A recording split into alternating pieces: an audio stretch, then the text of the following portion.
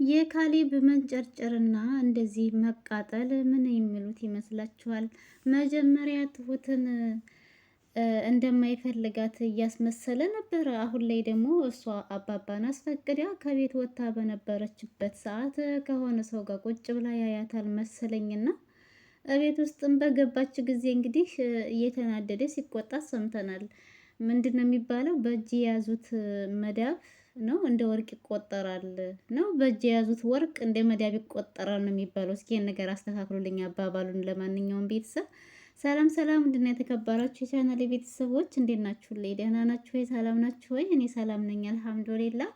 እንዴት ተለመደው ወደ ቻናሌ በአዲስ ቪዲዮ ተከስቻለሁ። ቪዲዮ ስትጀምሩ በላይክ ጀምሩት፣ አይከፈልበትም። ቅንነት ለራስ ነው። ሁልጊዜ የምላችሁ ነገር ቢኖር ቅንነት ለራስ ነው። ላይክ አድርጉ፣ ላይክ አትሰስቱ ማለት ነው።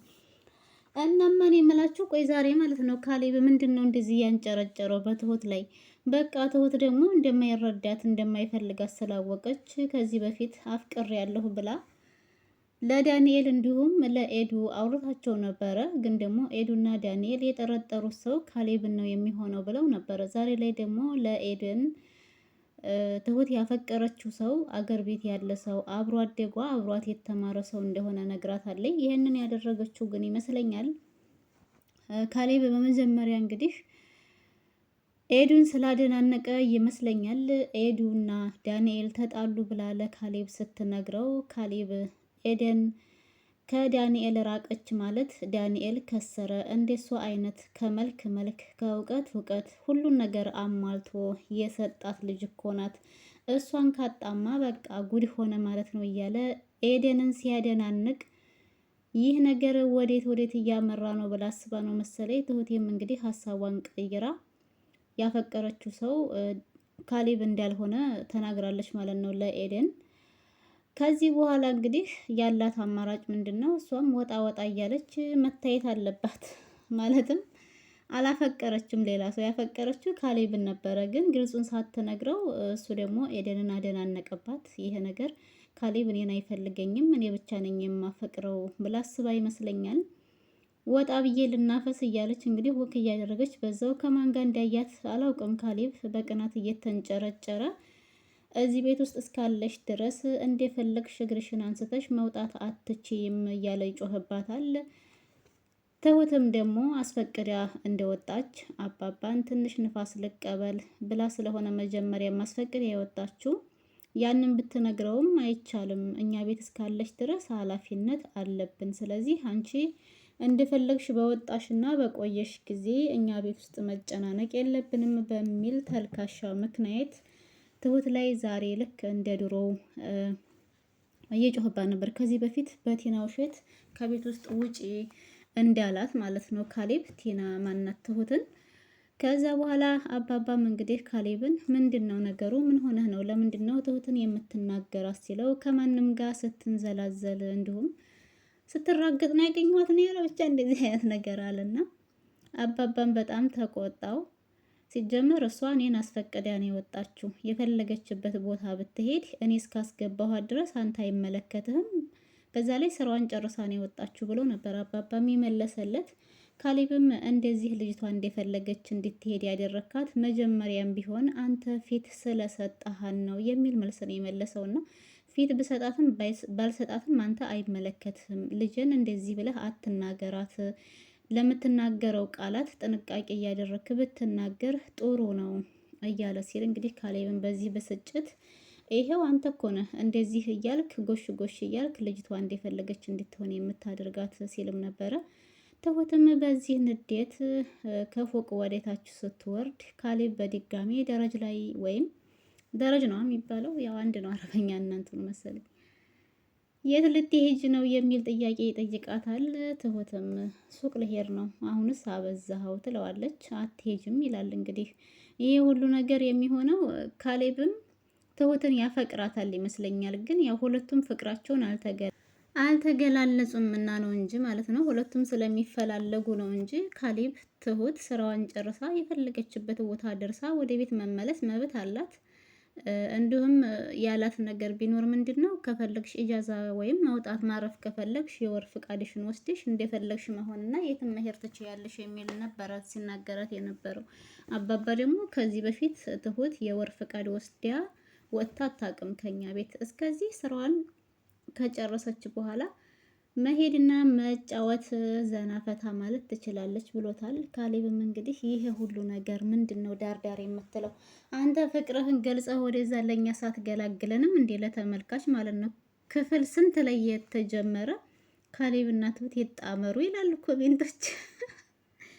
ኮሜንታተሮች ይጣመሩ ነው የሚሉት እነሱ። በቃ አንድ ሰው የሆነ በቃ ተዋደደ ማለት ለኮሜንታተሮች ወይም ለኛ ለመዳም ቅመሞች እንዲሁም ለተመልካቾች ማጋባት ነው። መቼም ስራችን ስናጋባ እናቅበታለን፣ ስናፋታ እናቅበታለን። በቃ እንችልበታለን። እዛም ጋር ትክክል፣ እዚህም ጋር ትክክል እያለን ያው እንደዚሁ ነው ስራችን ማለት ነው። እናም አሁን ካሌብ ያልታወቀበት ፍቅር ይዞታል፣ ፎንቃ ጠግርሮታል ከትሁት። እሱ መናገር ያልፈለገበት ምክንያት እንግዲህ ያው ይመስለኛል መቼም ሰራተኛ ስትሆኑ ሰራተኛ ዝቅ ተደርጋ ስለምትታይ ብቻ ሰራተኛ ስለሆነች ከሰራተኛ ፍቅር ያዘው ወይንም ሰራተኛን ዝቅ ብዬ አፈቅርሻለሁ ማለት ከብዶት ይመስለኛል እንጂ ካሌብም ከትሁት በደንብ ድብን ያለ ፍቅር ገብቶለታል ማለት ነው። ይህ ነገር አሁን ግልጽ እስከሚወጣ ድረስ ለሁላችንም እየጓጓንበት ያለ ነገር ነው።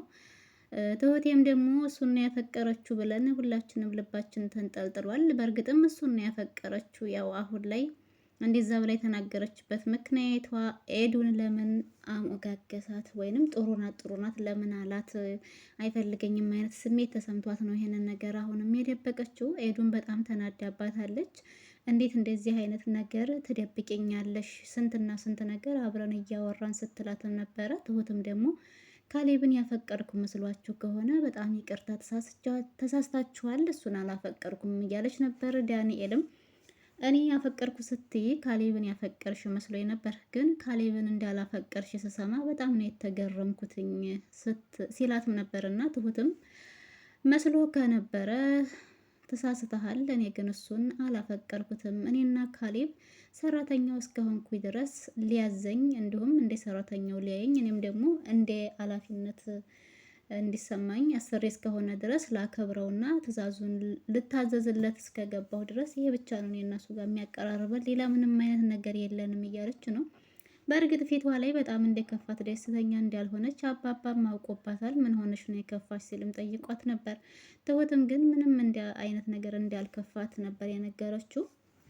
ከዛ አባባም ያፈቀርሽው ሰው ከርቶሽ ነው ወይ ሲላት መጀመሪያም እንዲያፈቀርኩት አላወቅም ነበረ ትላለች ማለት ነው።